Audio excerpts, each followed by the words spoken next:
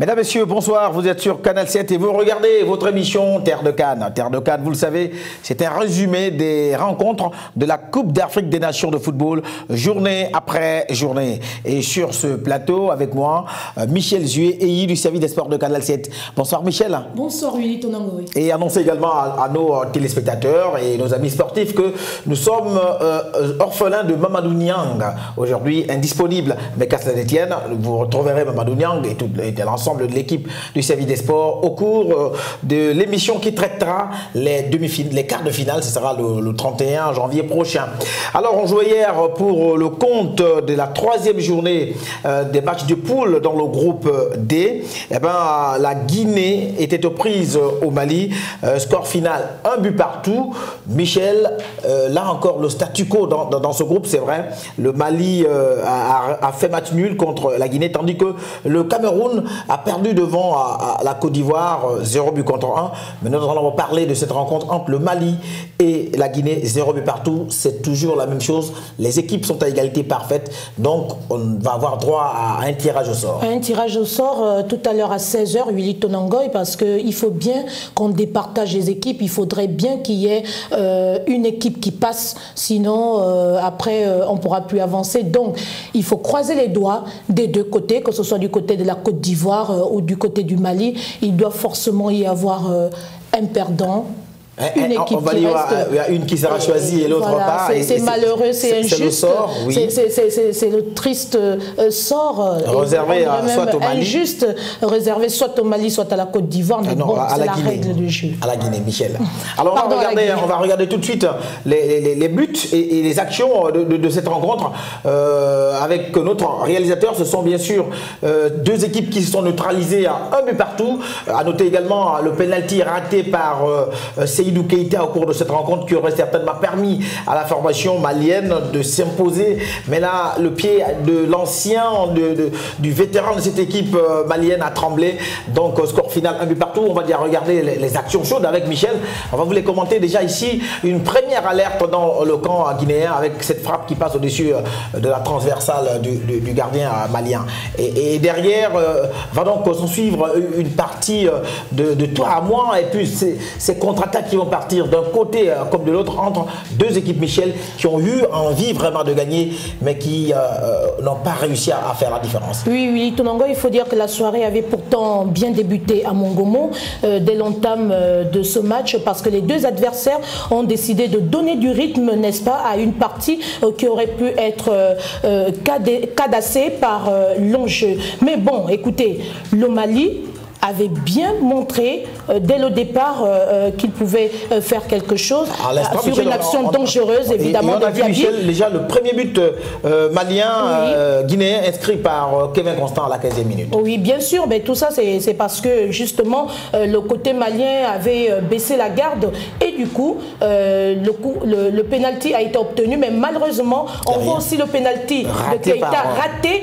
Voilà, ça arrive, hein, des grands joueurs aussi peuvent rater ces tirs de penalty. Bon, ben écoutez, de toute façon, le Mali, si on est au stade de 1 but partout, c'est tout simplement parce que le Mali a raté plusieurs actions dangereuses. Ouais, et a été beaucoup plus entreprenant. Voilà, et la Guinée-Conakry a pu trouver une faille parce que la Guinée, à son tour, va également, n'est-ce pas, chercher son penalty et pouvoir le tirer. Et le Mali va donc obtenir l'égalisation 47e minute, ce centre, et la tête derrière placée tout seul au deuxième poteau, Maïga, qui vient donc convertir ce magnifique centre qui permet bien sûr à la formation malienne de revenir au score 1 but partout. Et là, quand on regarde encore la position des défenseurs qui oublient quasiment Maïga, qui est tout seul au deuxième poteau, qui reprend de la tête et qui bat le portier guinéen, 1 but partout.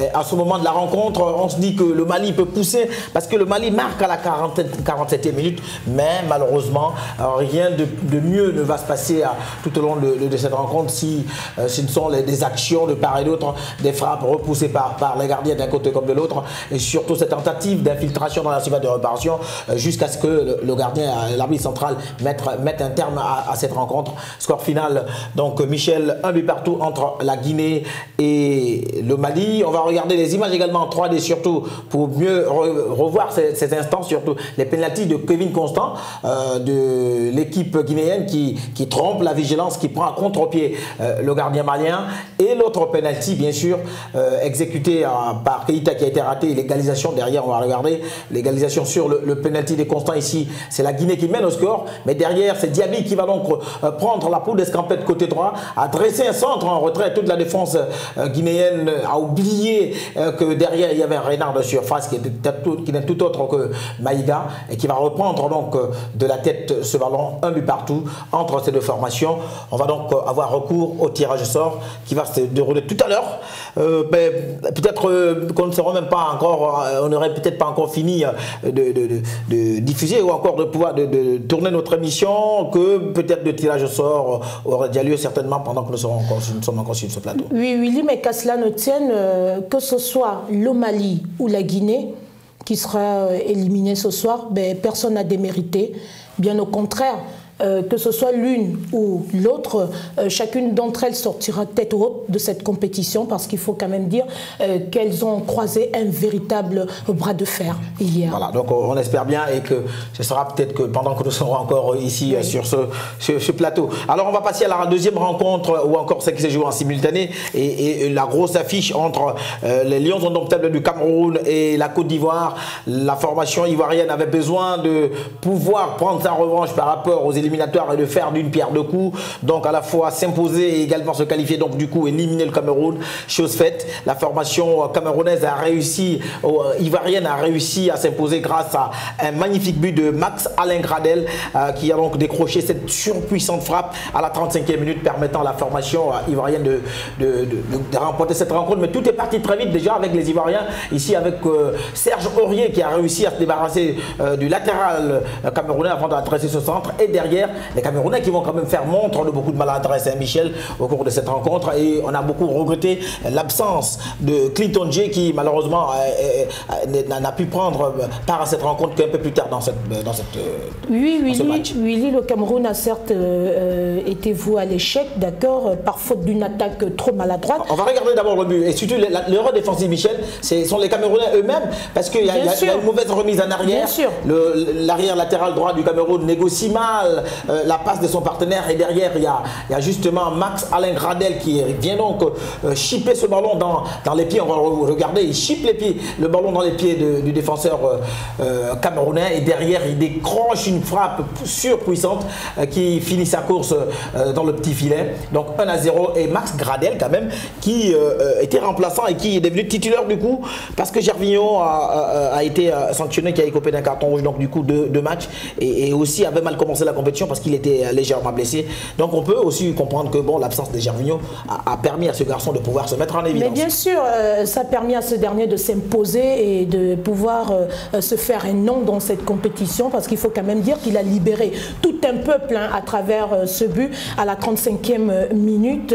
Oui, il a pu éviter l'angoisse d'un tirage au sort à la Côte d'Ivoire. À la Côte d'Ivoire, mais vraiment l'angoisse et la peur de ce tirage au sort. Et aussi signaler quand même que les attaquants tels que Sali, Aboubacar Vincent, Ndié, même s'il est rentré, il a essayé de pousser pour essayer d'égaliser. Les attaquants camerounais ont été quand même très maladroits au cours de cette rencontre. Sali, mais vraiment qui a bénéficié des occasions nettes, et qui pouvait certainement faire la différence, mais il n'a pas pu. Et là du coup c'est la formation ivoirienne qui donc se qualifie pour les quarts de finale. On va regarder, c'est après le but de Max Alain Gradel, qui est d'ailleurs le seul et unique but de cette rencontre. On va regarder le but en 3D proposé par la réalisation pour regarder comment et voir comment Gradel, Max Alain, a réussi à chipper ce ballon et à décrocher cette frappe d'anthologie qui a donc fini sa course dans les filets. On va regarder ici Gradel qui récupère, et regardez la vitesse de la balle, elle est estimée quand même à près de 160 km/h, et là c'est pas facile pour le gardien Ondoa qui, on sait, a été excellent tout au long de cette compétition, mais là c'était une frappe d'une autre dimension qui a donc permis permis à la formation ivoirienne de s'imposer à 1-0. Donc, qualification du Cameroun, Michel. Qualification de la Côte d'Ivoire. De la Côte d'Ivoire, autant pour moi. Mais le Cameroun n'a pas démérité parce que, hormis justement cette attaque qui a été le plus souvent trop maladroite, qu'à cela ne tienne, ils avaient quand même un système de jeu assez cadré, très appliqué. Et puis, il faut quand même dire qu'au niveau de la défense était quand même solide. Bon, qu'à cela ne tienne, c'est la règle du jeu. Il faut un perdant et un gagnant. Félicitations à la Côte d'Ivoire.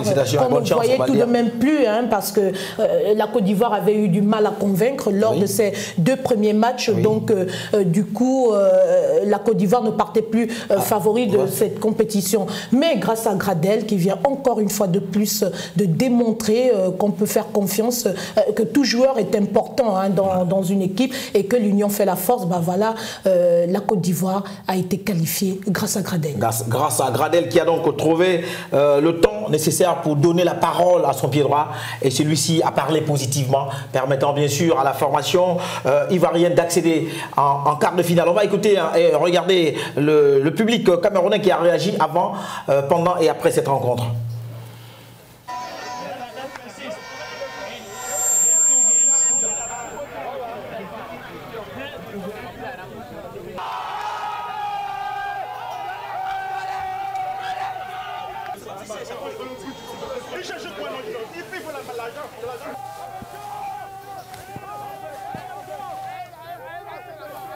Nous, on ne comprend pas, on est vraiment très déçus. Le coach, franchement, le coach doit plus, franchement, on ne veut plus de lui. Franchement, on ne veut plus de ce coach. On ne veut plus les exploiter dans notre pays. Il faut rester franchement 3-0. Quand nous prenons des entraîneurs locaux qui vivent chez nous, qui voient tous des joueurs jouer. Des entraîneurs locaux qui vivent chez nous. Laissez-nous l'affaire des Blancs. Mais nous, les entraîneurs locaux qui jouent chez nous. Nos impressions, comme tout bon Camerounais, nous sommes déçus. Nous ne sommes pas un peu déçus, nous sommes franchement déçus. Les Lions nous ont donné un peu d'espoir pendant les qualifs. On a battu cette Côte d'Ivoire à 4-1. Au retour, on a fait 1-1, on a fait 0-0. Avec Sambia, Sang machin, on a fait 0-0. Mais là, on est déçus. Je ne sais pas quoi d'autre vous dire. Vraiment, on est dépassés. Ils se sont débrouillés, sont battus. Les Ivoiriens avaient peur de nous. Les Ivoiriens avaient peur de nous. On a bien joué, mais on prend un but inutile, un but futile. Le coach, lui, il a quel œil? Il voit quoi depuis? Je ne sais pas, qu'est-ce qui se passe? Ça fait mal. On a mal. Vraiment, cette rencontre n'a pas été du tout plaisante. Les Lions nous ont vraiment déçus.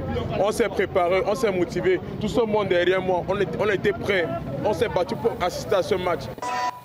Voilà donc le public camerounais qui a réagi aux sorties de cette rencontre et qui se dit vraiment déçu par la prestation des Lions indomptables du Cameroun. Mais ceux-ci tout de même possèdent des circonstances ou ont des circonstances atténuantes, d'autant plus que c'est une équipe jeune qui a évolué, qui a encore du temps de pouvoir se constituer, d'être et de revenir à la place qu'elle mérite. Donc on va donc écouter après les supporters camerounais, on va écouter Hervé Renard, le coach de cette formation ivoirienne.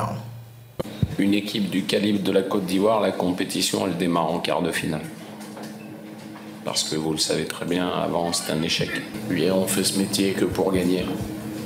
Et on ne fait pas exprès quand on perd les matchs, mais on fait ce métier que pour gagner des trophées.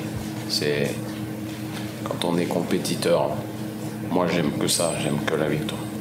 Ne me parlez pas de demi-finale, j'aime que la victoire.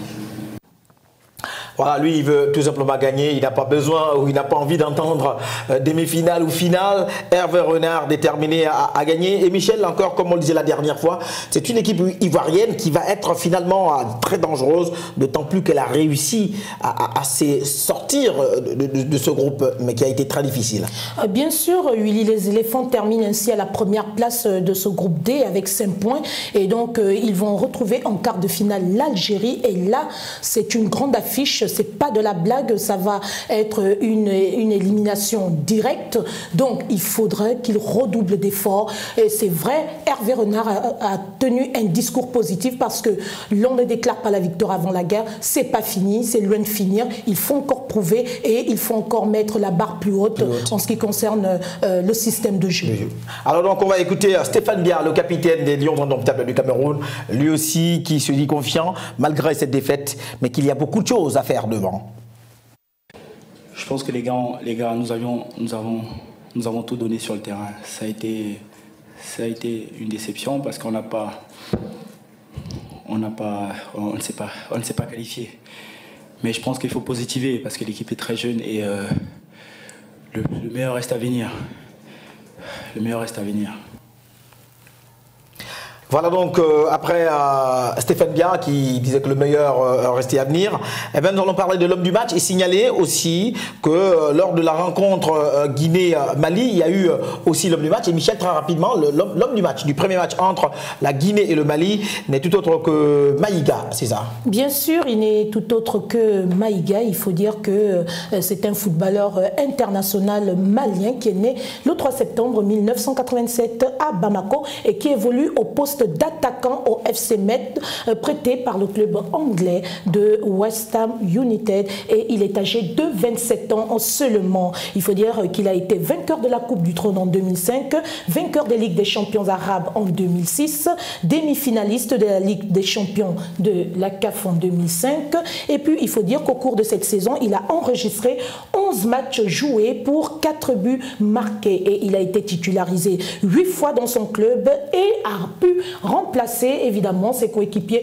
3 fois de suite effectivement dans ce club. Voilà, Michel, et également pour la rencontre Cameroun-Côte d'Ivoire, l'homme du match n'est tout autre que Kolo Touré. Kolo Touré, le grand frère de Yaya Touré, oui, il faut quand même dire que son petit frère avait déjà eu également cette distinction, et donc il fallait qu'il dise son dernier mot lors de ce match d'hier. Donc du coup, Yaya Touré, Kolo Touré, autant pour moi, est âgé de 33 ans et il évolue au club de Liverpool. Il est né en 1981 à Sokoura Bouaké en Côte d'Ivoire. Donc il faut dire qu'il a livré 14 matchs au cours de cette saison 2014-2015 à Liverpool pour un but marqué.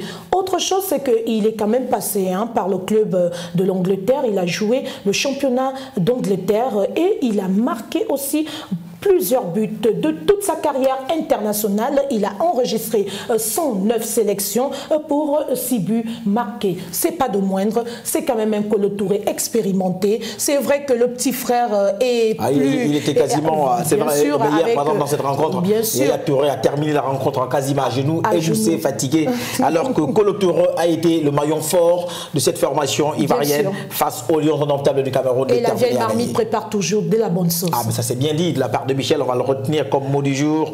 La vieille marmite prépare toujours la bonne sauce. C'est ça. Alors nous allons parler des quarts de finale de cette 30e édition de la Coupe d'Afrique des Nations de football, alors qui auront lieu le samedi 31 janvier prochain entre le Congo et la République démocratique du Congo. Voilà, les tableaux s'affichent sur votre écran.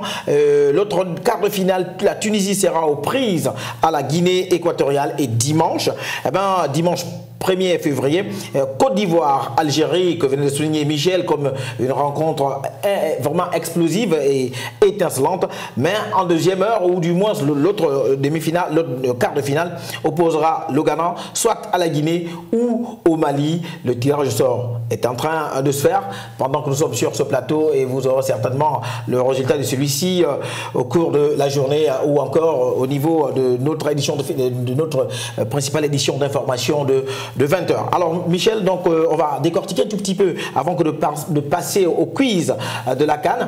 Cette rencontre Côte d'Ivoire-Algérie, c'est une finale avant la lettre. C'est une finale avant la finale. Et donc du coup, l'Algérie aussi n'est pas de moindre.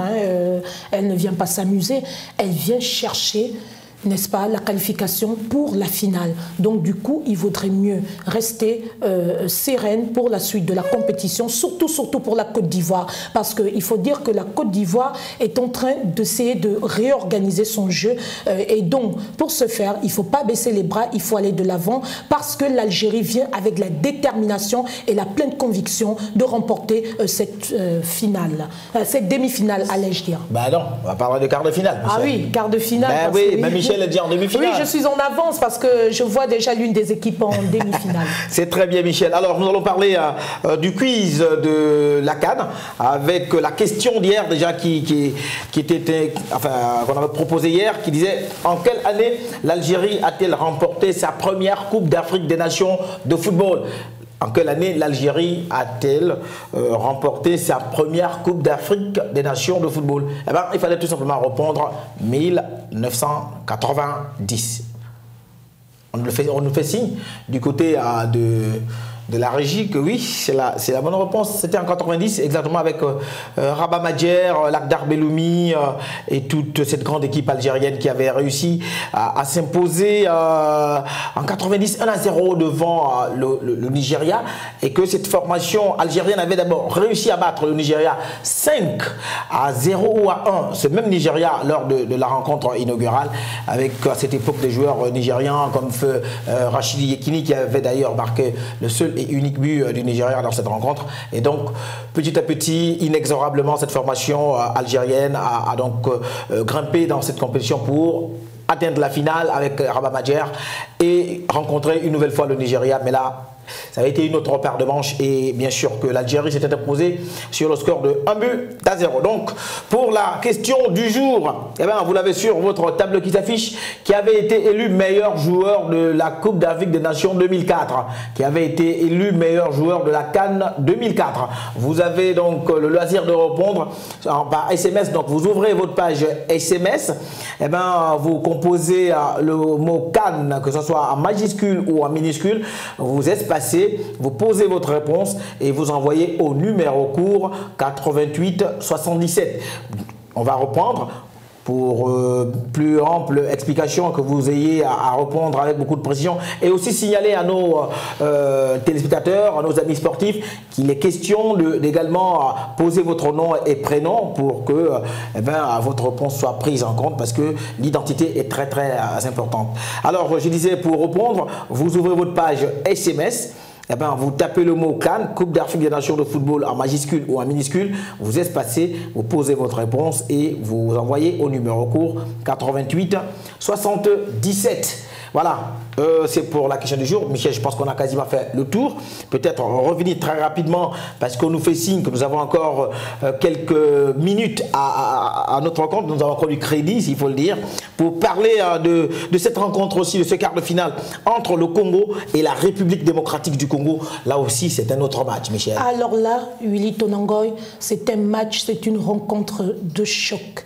Parce que là, nous allons aussi vivre un quart de finale avant la finale. Je ne parle même pas de demi-finale. Les deux Congos se retrouvent. Ce sont deux voisins. Donc, du coup, il y a des preuves à faire. Et vous savez très bien, c'est quand même un sursaut d'orgueil pour Claude Leroy, qui est l'entraîneur du Congo Brazzaville. Mais qui a été également en 2013, donc entre juin 2013, oui, le coach de la République démocratique du Congo. Donc, il a un défi à relever. Ça va lui être la 7e fois, si jamais il passait en demi-finale, de relever un défi. Donc, du coup, le Congo est très dangereux avec Bifouma. Je parle là du Congo Brazzaville, parce que Bifouma en ce moment représente un danger permanent pour les équipes qui vont affronter cette formation, et du coup il vaudrait mieux être habile pour l'adversaire. Ouais, mais aussi c'est un combat ou encore une rencontre qu'on qualifie de David contre Goliath.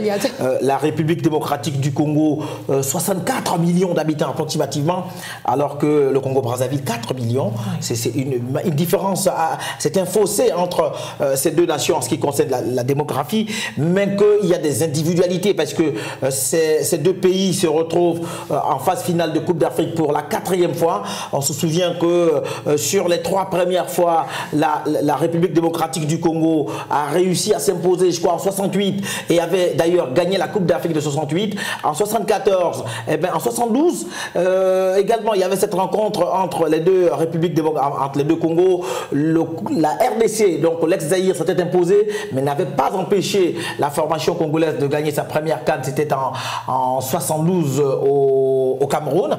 Et qu'aussi, en 74, pour revenir encore, la RDC avait réussi à faire la différence, mais que non, le Congo avait certainement réussi à faire la différence, mais qu'en 74, c'est la RDC, donc l'ex-Zaïre, qui avait donc raflé le titre. Donc c'est pour la 4e fois que ces équipes vont se retrouver dans d'autres dispositions, dans une autre façon de jouer. jouer avec d'autres entraîneurs, avec ce football qui est en pleine mutation, des garçons comme les Bifoumans qui peuvent faire la différence dans cette formation du Congo-Brazzaville, mais aussi les Dieu merci Mbokani et les Bolassier qui peuvent également être des maillons très forts ou encore des fers de lance pour vraiment faire en sorte que nous assistions à un quart de finale, mais vraiment historique. Voilà, on a fait le tour, Michel. On a fait le tour. On n'a plus rien à dire. Non, plus rien. Rien que nous fixer un rendez-vous avec nos chers téléspectateurs, les férus du ballon rond pour le 31. Alors, Michel, je te parlais la dernière fois de la CAN où l'Iran s'était qualifié pour oui, je crois la CAN de l'Asie. Ah oui, c'est la Coupe d'Afrique des Nations. Donc la Coupe d'Asie des Nations. Ouais. Ce n'était pas la Coupe d'Afrique des Nations. C'est la même chose, mais qu'à cela détienne, ce sont toutes des cannes. Voilà, on a fait le tour. Merci. Terre de Cannes, c'est terminé pour aujourd'hui. Merci à toute l'équipe qui m'accompagne, qui nous accompagnait pendant ce premier tour. On se retrouve bien éventuellement le premier pour parler de ces premiers quarts de finale entre le Congo et la République démocratique du Congo et la Tunisie qui sera reprise à la Guinée équatoriale. Au revoir. Merci et restez sur Canal 7.